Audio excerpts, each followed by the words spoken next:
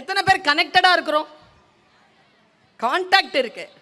மனைவி இருக்கா, குழந்தை இருக்காங்க, புருஷன் இருக்காங்க, குழந்தை இருக்காங்க, மாமனார் மாமியார் இருக்கிறாங்க, உறவினர்களா இருக்காங்க, கான்டாக்ட்ல இருக்கிறோம். கனெக்டடா இருக்கிறோமா? ஒன்றும் இல்லை. என் பையன் எனக்கு ஃபோன் பண்ணா நான் ஃபோன் ஆன் பண்ணிடுவேன். பேசிட்டு இருக்கும் போதும் நான் பேசுறது அவனுக்கு தெரியட்டுமே. I cannot talk to him, but I can tell him that I am in official work. எத்தனை மனைவிமார்களுக்கு கணவனுடைய போனுடைய பாஸ்வேர்ட் தெரியும்? எத்தனை கணவன்மார்களுக்கு மனைவிமார்களுடைய பாஸ்வேர்ட் தெரியும்? தெரிஞ்ச அடுத்த நாளே மாத்திர மாட்டோம். டிரான்ஸ்பரன்சி இருக்கா? ஆண் பெண்ணுக்கு பிரைவசி இருக்கலாம், ஆனால் கணவனும் மனைவியுமாக இருக்கின்றவர்களுக்கு கூட ஒருவேளை பிரைவசி இருக்கலாம். ஆனால் அம்மா அப்பா ரெண்டு பேரும் சேர்ந்துதான் குழந்தைகளை வளர்த்தாக வேண்டும் என்பதில் மட்டும் கவனம் கொள்ளுங்கள். நல்ல பெற்றோர்களாக இருக்கிறதுக்கு வாய்ப்பே கிடையாது. நான் ரொம்ப சூட்சமமா சொல்லவா, இந்த குழந்தைகளும் மனைவியும் கணவனும் எவ்வளவு ஃப்ரெஜைலா இருக்காங்கன்னு. ஒரு காலகட்டத்துல எல்லாம் சண்டை அப்படி இருக்கோங்க. இப்போல்லாம் இல்ல, சண்டையே இல்லைங்க, எல்லாம் கேஷுவாலிட்டி தான். வச்சு அனுப்புது. ஏன்னா அந்த அனுப்புன அந்த ஏவுகணையினுடைய இந்த பிருத்திவி அக்னிலாம் சொல்றாங்கல்ல, அந்த ஏவுகணை அனுப்புற மெட்டல் இருக்குல்ல, மெட்டீரியல், அது ரொம்ப லைட் வெயிட். இவ்வளோ டன் தான் அது மேலே பறக்கும்னா கலத்தை லைட் வெயிட் ஆக்கி உள்ள நிறைய பொருட்களை வச்சு அனுப்புன விஞ்ஞானம் தான் கலாம் செய்த விஞ்ஞானம்.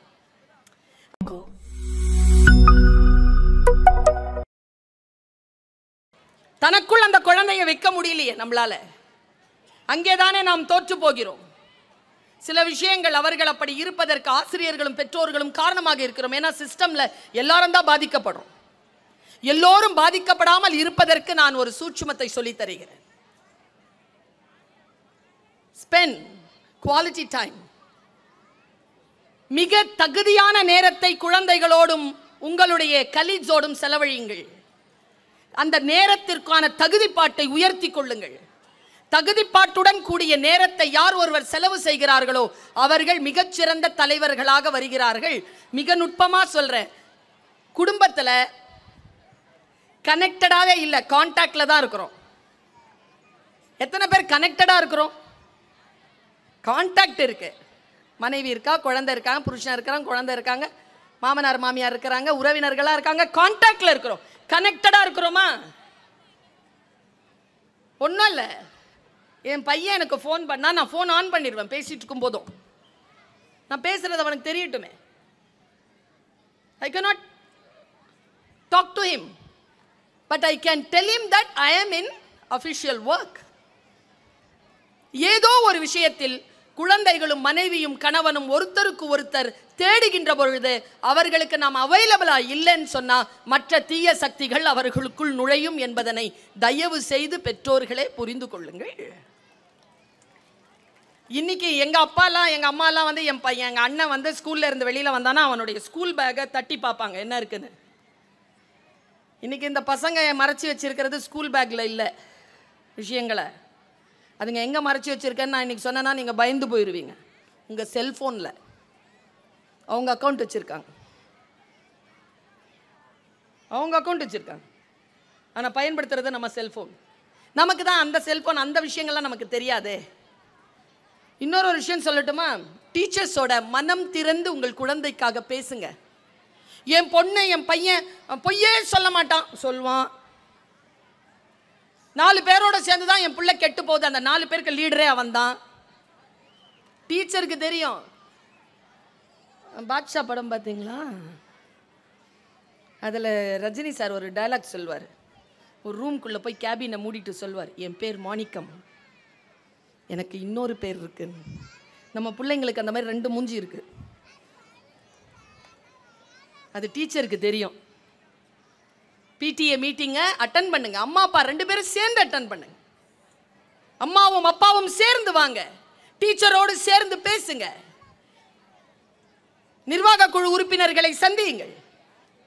உங்களுக்கான வாழ்க்கையை நீங்கள் எப்படி அமைத்துக் கொள்ள வேண்டும். சும்மா சின்ன இன்னைக்குங்க முந்தானேத்து ஏதோ தினத்தந்தி பேப்பர் படிச்சுட்டு இருந்தேங்க. ஆன்மீக மலர்னு ஒரு சின்ன குட்டியா ஒரு புக்கு போட்டிருக்காங்க. இந்த வாரம் சும்மா அப்படி திருப்பி பார்த்தேன். அதில் ஒரு செய்தி வந்திருக்கு, ரொம்ப பிடிச்சது எனக்கு அந்த செய்தி.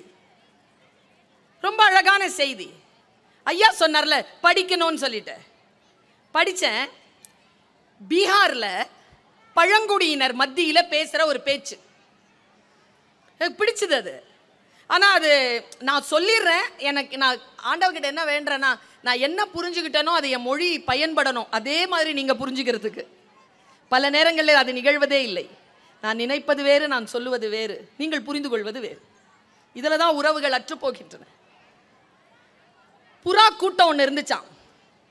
அந்த புறா கூட்டத்தில் தலைமை புறா வந்து ஒரு யங் புறா கிட்ட கேட்டுச்சான், நம்ம யார்கிட்ட ரொம்ப ஜாக்கிரதையாக இருக்கணும்? புறா சொல்லிச்சான், குறி வைக்க தெரிஞ்ச வேட்டக்காரங்கிட்ட நாம் ஜாக்கிரதையாக இருக்கணும். ஏன்னா அவன் குறி தப்பவே தப்பாது. நமக்கு குறி வச்சுட்டானா அந்த குறியிலேருந்து நாம் தப்பணும். அவங்க அம்மாட்ட கேட்டாரா தலைவர் புறா, உன் பையன் சரியாக சொல்கிறானாம்மா? சரியாக சொல்கிறான் சார். இல்லை, சொல்லிக் கொடு அவனுக்கு. நீ ஏதோ ஒன்று சொல்லிக் கொடுக்க விட்டுட்ட. என்ன? ஆயுதம் வச்சு குறி வைக்க தெரிந்த வேட்டக்காரன் ஒரு பறவையை தான் கொல்லுவான். ஆயுதம் வச்சுக்கிட்டு குறி வைக்க தெரியாத வேட்டக்காரன் யாரை வேணாலும் கொல்லுவான். ஜாகிரதையா இருக்க வேண்டியது குறி வைக்க தெரிஞ்ச ஆயுதமுடைய வேட்டக்காரனை இல்ல, குறி வைக்க தெரியாத ஆயுதமுடைய வேட்டக்காரனுக்கு பயந்து கொள்ளுங்கள். இது ஒரு பழங்குடி கதை. இதை சொல்லிக் கொடுங்க குழந்தைகளுக்கு. வெளியில் சூழல் எப்படி இருக்கு? நான் ஒரு விஷயத்தை சொல்றேன், அந்த குழந்தைக்கு உங்க மொழியில கடத்திருங்க பாப்போம். நான் சொன்னதை, சந்தன மரம் உயர்ந்தது. ஏனென்றால் அதனுடைய இயல்பு அப்படி. அது என்ன அந்த மாதிரி இயல்பு சந்தன மரத்துக்கு? கபீர் சொல்கிறான், சந்தன மரம் என்றாலே, உயர்ந்தவை என்றாலே தீயவைகளால் அவை வசீகரிக்கப்படும். தீயவைகளால் வசீகரிக்கப்படும்னா என்ன அர்த்தம்? கபீர் தன் தோஹாவில் எழுதுகிறான், சந்தன மரத்தை நோக்கி முதலில் வருவது மனிதர்கள் அல்ல, விஷப்பாம்புகள். விஷப்பாம்புகளால் சூழப்பட்டிருக்கும் சந்தன மரம் இருந்தாலும் மனிதர்கள் அதை நாடி வந்து இறைவனுக்கு காலடியில் செலுத்துவதும் தன் மார்பிலும் நெற்றியிலும் பூசிக்கொள்வதுமாக சந்தனத்தை உயர்ந்த இடத்தில் ஏன் வைத்திருக்கிறார்கள் என்றால் ஒற்றை காரணம்தான், தீமைகளால் வசீகரிக்கப்பட்டாலும் சந்தன மரம் அந்த தீமையான விஷப்பாம்புகளின் விஷத்தினால் பாதிப்படைவதில்லை. நம்மை நோக்கி துன்பங்கள் வரும், தவறான விஷயங்கள் வரும், ஆனால் அதனால் பாதிக்கப்படாத இம்யூண்டான குழந்தைகளை நீங்கள் வளர்க்கிறீர்களா? நீங்கள் மிகச்சிறந்த பெற்றோர்களாக இருக்கிறீர்கள். தவறான விஷயங்களுக்கு உடனே சரிஞ்சு போற குழந்தைன்னா அவ்வளவுதான். எங்க போன் பேச முடியுதா? வீட்டில் வைஃப் வேலை செஞ்சிட்டு இருக்காங்க கிச்சன்ல, இவர் பெட்ரூம் கிளீன் பண்ணிட்டு இருக்கிறாரு. வீட்டுக்காரர் என்னமோ ஒன்று கிடைக்குது, ஏமா எவ்வளோ நாளாக தேடிட்டு இருந்தே அது இங்கே தாம்மா இருக்குன்னு சொல்லணும். தூரம் சத்தம் போட்டு சொல்ல முடியாது, வேலை நடக்குது. ஃபோன் பண்ணால் வைஃப் ஃபோனில் ஒரு குரல் வருது, நீங்கள் தொடர்பு கொள்ளும் வாடிக்கையாளர் தொடர்பு எல்லைக்கு வெளியில் இருக்கிறார். அவர் வாடிக்கையாளரா? சொல்லி சொல்லி மாற்றி விட்டோம். இப்போ நீங்கள் தொடர்பு கொள்ளும் நபர்னு இப்போ மாற்றிட்டாங்க. இன்னொரு வைத்தறிச்சல் என்ன தெரியுமா? நீங்கள் தொடர்பு கொள்ளும் நபர் வேறொரு நபருடன் பேசிக்கொண்டு இருக்கிறார். யார்கிட்ட? வீட்டுக்காரர்கிட்ட, மனைவியை பற்றி. இது வெளிச்சூழல் மட்டுமல்ல, உள்சூழலும் அப்படித்தான். எத்தனை மனைவிமார்களுக்கு கணவனுடைய போனினுடைய பாஸ்வேர்ட் தெரியும்? எத்தனை கணவன்மார்களுக்கு மனைவிமார்களுடைய பாஸ்வேர்ட் தெரியும்? தெரிஞ்ச அடுத்த நாளே மாத்திர மாட்டோம். டிரான்ஸ்பரன்சி இருக்கா? ஆண் பெண்ணுக்கு பிரைவசி இருக்கலாம், ஆனால் கணவனும் மனைவியுமாக இருக்கின்றவர்களுக்கு கூட ஒருவேளை பிரைவசி இருக்கலாம். ஆனால் அம்மா அப்பா ரெண்டு பேரும் சேர்ந்துதான் குழந்தைகளை வளர்த்தாக வேண்டும் என்பதில் மட்டும் கவனம் கொள்ளுங்கள். கணவன் மனைவி சண்டை போடலாம், அம்மா அப்பா சண்டை போடுவதற்கு தகுதி கிடையாது. குழந்தைகளிடத்தில் கவனமாக பேசுங்கள். எங்க அம்மா எல்லாம் என்னை திட்டம், பயங்கரமா திட்டம், சோறே போடாது. 3 வேளைலாம் சோறு சாப்பிடாம இருந்திருக்கேன் நான். 3 வேளை ரொம்ப பசிக்கோங்க. சின்ன வயசுல 13-14 வயசுல எவ்வளவு பசிக்கும்? 3 வேளையா பசியோடையா? எங்க அம்மா வந்து கேட்கவே கேட்காதே சாப்பிடுன்னு. தப்பு திருந்தி வந்து மன்னிப்பு கேட்டா சோறு வந்து கன்சோலே பண்ண மாட்டாங்க. நான் தான் யோசிச்சிருக்கேன், மானமா உயிரா? உயிரோட இருந்தா தானடா மானத்தை பத்தி பேச முடியும்னு போய் அம்மாட்ட சாரி கேட்டு சோறு வாங்கி தின்னு இருக்கேன் நான். இன்றைக்கு நம் பிள்ளைகளை எப்படி வளர்க்கிறோமா? ஏன்னா எங்கள் அம்மாவுக்கு 5 பிள்ளை, ஒன்று போனால் 1, எனக்கு இருக்கிறது 1. நான் என்ன பண்ணுறது? அதை வச்சுக்கிட்டு பயந்து பயந்தே வாழ்கிறோம். இந்த தலைமுறையின் மீது எனக்கு இருக்கக்கூடிய மிகப்பெரிய கவலை என்ன தெரியுமா? நாம் தான் நம் பெரியவர்களின் பேச்சை கேட்ட கடைசி தலைமுறை. இந்த நண்டு சுண்டு வாண்டு பேச்சை கேட்க தொடங்கி இருக்க முதல் தலைமுறை. ஆனா ஒன்னு விஷயம் சொல்றேன், இவங்களை ஜெயிக்கிறதுக்கு, ஆர் யூ வித் மீ? என்னோட இருக்கிறீங்களா? நுட்பமான ஒரு விஷயத்த சொல்றேன், ப்ராமிஸே பண்ணாதீங்க, இதுங்களுக்கு பண்ணவே பண்ணாதீங்க. பண்ணிட்டீங்கன்னா செஞ்சிடுங்க. செஞ்சத்தான் கிரெடிபிலிட்டி வரும், ட்ரஸ்ட் வரும். காதலை விட நட்பு உயர்ந்தது, நட்பை விட நம்பிக்கை உயர்ந்தது. பெற்றோர்களிடம் நம்பிக்கை கொள்ளுகின்ற பெற்றோர்கள் மிகச் சிறப்பான குழந்தைகளாக வளர்கிறார்கள். குழந்தைகளுக்கு நம்பகத்தன்மை கொண்ட பெற்றோர்களாக இருங்கள். ரொம்ப சிரமம். தியாகங்கள் செய்யாமல், சில விஷயங்களுக்கு நாம் நோன்னு சொல்லாமல் நல்ல பெற்றோர்களாக இருக்கிறதுக்கு வாய்ப்பே கிடையாது. நான் ரொம்ப சூட்சமமா சொல்லவா, இந்த குழந்தைகளும் மனைவியும் கணவனும் எவ்வளவு ஃப்ரெஜைலா இருக்காங்கன்னு. ஒரு காலகட்டத்திலலாம் சண்டை அப்படி இருக்கோங்க, இப்போல்லாம் இல்லை, சண்டையே இல்லைங்க, எல்லாம் கேஷுவாலிட்டி தான். கேஷுவாலிட்டியில் போய் முடியுது. காலையில் சண்டை போடுவோம், சாயந்தரம் முகத்தை பார்த்தா சிரிச்சிருவோம்ல, அது இல்லையே இன்னைக்கு. ரொம்ப சென்சிட்டைசேஷன் பண்ண வேண்டியதாக இருக்கு. ரொம்ப சென்சிட்டிவாக இருக்கிறாங்க, எல்லாரும் ரொம்ப சென்சிட்டிவாக இருக்கிறோம். இந்த சென்சிட்டிவாக இருக்கிற ஒரு விஷயத்தை நான் சொல்கிறேன், நாம மட்டும் இல்லை சென்சிட்டிவா, இந்த உலகமே ரொம்ப சென்சிட்டிவாக மாறிக்கிட்டு இருக்கு. இதை கொஞ்சம் நாம நம்முடைய வளர்ப்பு முறையில் மாற்ற வேண்டும். அதற்கு 2-3 டிப்ஸ் பர்வீன் சுல்தானா கொடுத்துட்டு போகிறேன். குழந்தைகளை வளர்க்கின்ற பொழுது வெயிட்டை தூக்கி பழக்குங்க. எந்த குழந்தை வெயிட் அம்மா அப்பா கையில் வச்சிருக்கிற வெயிட்டை தான் கைக்கு வாங்கிக்குதோ அந்த குழந்தை அம்மா அப்பா வயசான வரைக்கும் அது பார்த்துக்கும். சைக்காலஜி. எந்த பெற்றோர் குழந்தை வெயிட் தூக்கிடக்கூடாதுங்கிறதுனால தானே சுமந்துட்டு சுத்துறீங்களோ, நீங்கள் சாவர வரைக்கும் அதுங்களை நீங்கள் தான் பார்த்துக்கணும். இன்னொரு விஷயம், இன்னைக்கு டைம் நோட் பண்ணிக்கோங்க, 8:05. வீட்டுக்கு போய் ஒரு டயலாகை மட்டும் மாற்றிருங்க இன்னிலேருந்து. நான் ரொம்ப இன்னைக்கு இருக்கிற சினாரியோவில் தேவையான விஷயங்களை சொல்லிக்கிட்டு இருக்கிறேன். மிக நுட்பமான செய்தி பாருடா. நான் என் மனைவி என் பிள்ளைங்களெல்லாம் நீ பார்த்துக்கணுங்கிற அவசியம் கிடையாது. நீ படித்து முன்னேறி நல்லபடியாக வாழ்ந்தால் அது போதும். இப்படி சொல்கிற பேரண்ட்ஸா நீங்கள்? தயவு செஞ்சு சொல்லிடாதீங்க. அப்படி தான் இருக்கிறானுங்க. இங்கே பாருடா, நானும் என் மனைவியும் வாழ்க்கையில் வாழற அனைத்து இன்பங்களையும் துறந்து இந்த மாதிரி பெரிய பள்ளிக்கூடத்தில் நல்ல சூழலில் நீ படிக்கணுங்கிறதுனால கஷ்டப்பட்டு உழைச்ச காசெல்லாம் கொடுத்து வளர்க்குறோமடா தம்பி, பாப்பா உன்னை வளர்க்குறோம். என்னையும் என் மனைவியையும் என் பிள்ளைங்களையும் நல்லா வளர்ந்து ஆளாக்கி நீ தாண்டா பார்த்துக்கணும்னு சொல்லி வளருங்க. ஒரு பாண்டேஜை கொடுங்க, அவங்களுக்கு ஒரு கடமையை கொடுங்க. ஃபேமிலி பாண்டேஜ் இருக்கட்டும்ங்க. இன்னொரு விஷயம், எனக்கு உடன்பாடே இல்லாத இன்னொரு விஷயம் சொல்லவா? இந்த 100% அட்டண்டன்ஸ்க்கெலாம் கொடுத்தாங்கல்ல, நல்ல வேலை அது என் கையிலேருந்து கொடுக்கல, அருணாச்சலம் சார் கொடுத்தாரு. அதை நான் தனியாக வந்துட்டேன். இல்லை எனக்கு ஒரு புரியல, 100 நாளாக பள்ளிக்கூடத்துக்கு வந்து பிள்ளை என்ன பண்ண போகுது? இல்லை 100 நாள் இங்கேயே இருந்தா ஒரு காது குத்துக்கு போகிறதில்ல, ஒரு கல்யாணத்துக்கு போகிறதில்ல, ஒரு சாவுக்கு போகிறதில்ல, அம்மா அப்பாவுக்கு உடம்பு சரியில்லை நான் கால் அமைக்க விட தெரியாது, ஒரு சுடுதண்ணி வச்சுக்க தெரியாது, தனக்கு உடம்பு சரியில்லைன்னா கூட தண்ணியும் பார்த்துக்க தெரியாது, எப்போ பார்த்தாலும் வந்து இங்கே நின்று 98 மார்க் வாங்கணும். வாய் 95 நாள் வாங்குங்க போதும். ஆனால் நீட் ரொம்ப முக்கியங்கிறத மட்டும் புரிஞ்சுக்கோங்க. படிப்பு முக்கியம், அதே நேரத்தில் கலாச்சாரம் முக்கியம். ஆஸ் எ டீச்சர் நான் சொல்கிறேன், ஆஸ் எ எஜுகேஷனலிஸ்ட் சொல்கிறேன், கல்ச்சுரல் வேல்யூவை வளர்த்து பொழுதுபோக்கு அம்சங்களை குறைங்க. சென்சிட்டிவாக இருக்கிறாங்க பிள்ளைகள். எனக்கு தெரிஞ்சு ஒரு விஷயத்த சொல்கிறேன். 2 நாய் வளர்த்தாராம் ஒரு செல்வந்தர். 2 நாய்ங்க, பெரிய நாய், ஜெர்மன் ஷெப்பர்ட். வந்து அப்படி நிற்கிற வாக்கிங் கூட்டிகிட்டு போகும்போது ஒரு திருடன் வந்திருக்கான். உங்கள் வாழ்க்கையில் ஏதாவது மாறுதான்னு பாருங்கள். இன்னிலிருந்து வாயிலிருந்து வரக்கூடிய வார்த்தைகளில் கவனம் இருக்க வேண்டும் என்பதற்காக சொல்கிறேன். எது சொன்னாலும் பிள்ளைங்க மறந்துடும், எது சொன்னாலும் மனைவி மறந்துடுவா. 35 வயசுல நீங்க சொன்னதை 65 வயசுல சொல்லி காட்டுவா. மாத்திக்கவே முடியாது, மாத்திக்கவே முடியாது.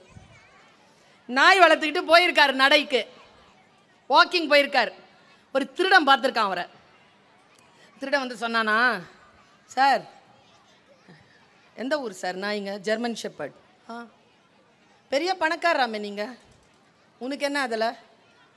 ஒரு வாரத்தில் சார் உங்கள் வீட்டில் நான் திருடுறேன், எங்கே வேணாலும் சொல்லிக்கோங்க சொல்லிட்டு போயிட்டாங்க. அவன் போயிட்டு 3 நாள் கழித்து ஒரு பெட்டி எடுத்துகிட்டு வந்து அந்த செல்வந்தர் வீட்டு பெல் தட்டி வீட்டுக்குள்ளே வந்து பெட்டியை திறந்து, இதெல்லாம் உன் பொருளாக பாரு சார். நானா எல்லாம் அவர் வீட்டு பொருள்.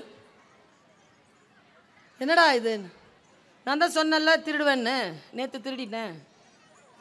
எதுக்குடா என்கிட்ட சொல்கிற? இல்லை திருடுறது நோக்கம் இல்லை, நீ பெரிய செல்வந்தன், நாயெலாம் வச்சுருக்கியே, என் கெப்பாசிட்டியை காட்டுறதுக்காக. சரி எனக்கு வேணாம் சார், இதெல்லாம் நீ எடுத்துக்கோ. இல்லைடா நீ சொல்லிட்டு தான் திருடின, வந்து வேற சொல்லியிருக்க, இது நீ சம்பாதிச்சதை எடுத்துகிட்டு போனான். செல்வந்தர்ல அவர் போகும்பொழுது நிறுத்தி ஒரு வார்த்தை கேட்டிருக்காருங்க. இதாங்க மேட்ரு இன்னைக்கு.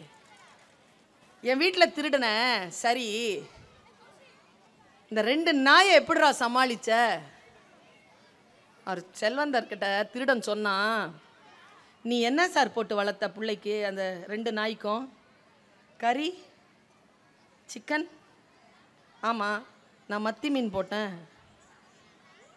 மத்தி மீன் போட்டால் சாப்பிட்டுட்டு வாலாட்டுச்சு, திருடிட்டேன். டேஸ்ட்டு மாறினா திருடுமாடா, திருடுறதுக்கு விட்டுருமாடா? எனக்கு தெரியாது, உன் நாய்கிட்ட கேட்டு கொண்டு போயிட்டான். 2 நாயையும் கூட்டிட்டு வந்து நடு கூடத்தில் நிற்க வச்சு செல்வந்தர் டைரக்டாக காலில் விழுந்துட்டாராம், அந்த 2 நாய் கால்லையும். 8 வருஷமாக வளர்க்குறேன், அப்பா என்ன தப்பு பண்ணேன்னு தெரிலடா, உன் பரம்பரையில் இருக்கிற நன்றி குணத்தை போக்குற அளவுக்கு உன் டேஸ்ட்டை கவனிக்காமல் இருந்துட்டேனே அப்பா, மன்னிச்சிருங்கடான்னு சொல்லிட்டு அழுதபடி மன்னிப்பு கேட்டிருக்காரு அந்த 2 நாய்கிட்ட. கதை இதோட முடியல. அந்த 2 நாயும் நல்ல கால் குத்தி உட்காந்து அந்த தன்னுடைய தகப்பன் ஸ்தானத்தில் இருக்கிற தன் முதலாளியை பார்த்துட்டே இருந்த 2 நாய் என்ன பண்ணிச்சு தெரியுமா? அந்த வார்த்தைக்கு அதுக்கு ரியலைஸ் ஆயிடுச்சுங்க, அது தப்பு பண்ணிருச்சுன்னு. 9 நாள் ஒரு நாய் எதுவும் சாப்பிடாம உட்காந்த இடத்துல உட்காந்தபடி செத்து போச்சு. இன்னொரு நாய் 11 நாள்ல செத்து போச்சுங்க. 3வது நாள்ல இருந்து அந்த ஐயா கெஞ்சுறாரு, ஐயா தப்பு பண்ணிட்ட ஐயா, பரவாயில்லையா, மன்னிச்சிரியா, கொஞ்சம் தண்ணி குடியா, கொஞ்சம், அப்படியே செத்து போயிருச்சுங்க. அவ்வளோ சென்சிட்டிவா இருக்குது உயிர்கள். எனக்கு தெரிஞ்சு இந்த உலகத்துல ரொம்ப ஆளுமையா இருக்கிற ஒருத்தர் தமிழ் பேச்சு எங்கள் மூச்சுக்கு சிறப்பு விருந்தினராக வந்தார். அவர் சொன்ன ஒரு தகவலை கடத்திட்டு நான் போயிடுறேன், எனக்கு டைம் நெருங்குது. அவர் நல்லா மார்க் வாங்குவாராம் 7th ஸ்டாண்டர்டில். அந்த வாட்டி அவர் ஃபெயில் ஆகியிருக்காரு. உடனே அவங்க அப்பா கூப்பிட்டு கேட்டாரா, என்னடா ஃபெயில் ஆகிட்ட, 10 ரேங்க்குள்ளே வந்துடுவேன், முதல் 3 ரேங்க்குள்ளே வந்துட்டேன்னா நீ என்ன கேட்குறியோ நான் கொடுக்குறேன்டான்னாரா. என்ன கேட்டாலும் கொடுப்பீங்களான்னு. என்ன கேட்டாலும் கொடுக்குறேன். அப்போ 3 ஸ்கெட்ச் பென் தரீங்களா? அந்த காலத்தில் ஸ்கெட்ச் பென் தானே மேக்ஸிமம் லக்ஸூரியஸ்ட் மேட்டர். தரேன். என்ன கலர்? ப்ளூ, எல்லோ, க்ரீன் ஏதோ சொல்லியிருக்கார். தரேன். போ. பையன் போனான், படித்தான், அந்த 3வது ரேங்க் வாங்கிட்டான். வீட்டுக்கு வரான் சனிக்கிழமை, அப்பா ஊரில் இல்லை. ஞாயிற்றுக்கிழமை ஃபுல்லாக வெயிட் பண்ணான், அப்பா இல்லை. மண்டே போய் சப்மிட் பண்ணணும், அப்பா புதன்கிழமை தான் வருவாங்கன்னு அம்மா சொல்கிறாங்க. என்ன பண்ணுறதுன்னு தெரியாமல் ஞாயிற்றுக்கிழமை நைட்டு அம்மா கிட்ட போய் கார்டை கொடுத்துருக்காரு அவர். அம்மா அம்மா பார்த்தாங்களா, என்னடா 3rd ரேங்க் வாங்கியிருக்க, சொல்லவே இல்லை, எப்படா வாங்கினேன்? நேற்று வாங்கினேம்மா, இதை நீ கொண்டு வருவ அப்படின்னு சொல்லிட்டு அப்பா ஒரு வேலை செய்ய சொன்னார்டான்னு கையை பிடிச்சி உள்ளே கூட்டிகிட்டு போய் அப்பாவுடைய கபட் திறந்து அந்த 3 கலர் பென்சிலை எடுத்து அவங்க அம்மா தந்துருக்கு. அப்பா தர சொன்னாருப்பா.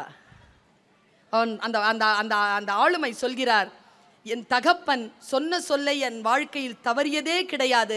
இன்றைக்கு நான் ஆளுமையுடன் இருக்கிறேன் என்றால் என் தகப்பன் தான் எனக்கு குரு, என் தகப்பன் தான் எனக்கு சாமி என்று பேசினார். தகப்பன்மார்கள் சாமிகளாக இருக்கிறோமா? தகப்பன்மார்கள் குருமார்களாக இருக்கிறோமா? நம்முடைய வாழ்க்கையில் இந்த கலாம் பற்றி சொன்னார்ல, கலாம் என்ன, எதுக்குங்க கலாம்க்கு புகழ்? உங்க எல்லார்கிட்டே நான் கேட்குறேன், எதுக்குங்க புகழ் கலாம்க்கு? யாருக்குமே இல்லாத புகழ் கலாம்க்கு எங்க வந்தது? அவர் அப்படி என்ன பண்ணிட்டாரு? டீச்சராக இருந்தாரா? ராதாகிருஷ்ணன் சாரோ தான் டீச்சராக இருந்தார், அவர் விஞ்ஞானியாக இருந்தார். அதுவா?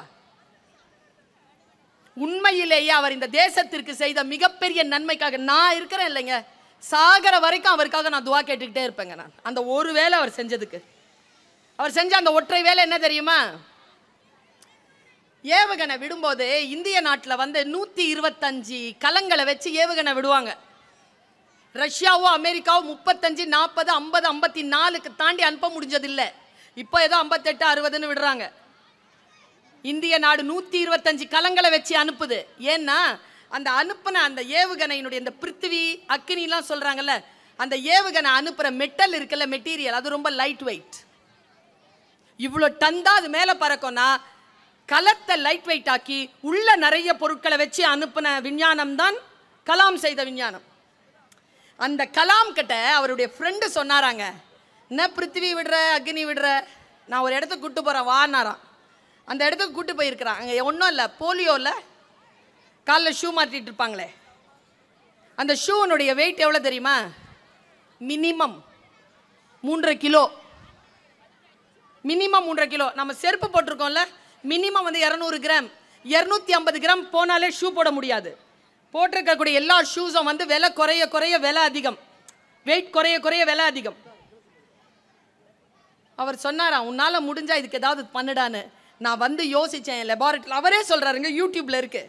நான் எப்போ லெபார்ட்டரியில் உட்காந்து யோசித்தேன், என்ன செய்யலான்னு யோசித்தேன். இந்த ஏவுகணை அனுப்பணுமே, அந்த மெட்டல்ல இந்த கேலிபர் ஷூ பண்ண முடியுமான்னு யோசித்தேன்.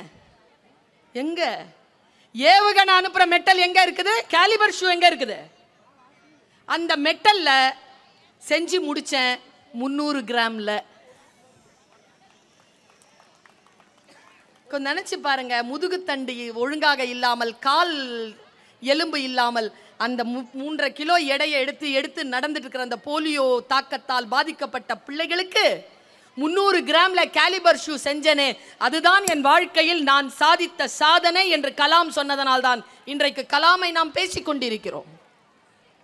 ஒரு பேச்சாளராக நான் வெற்றி பெறுவது அதுதான். உங்கள் வாழ்க்கையில் ஏதேனும் ஒளியேற்ற முடியுமா?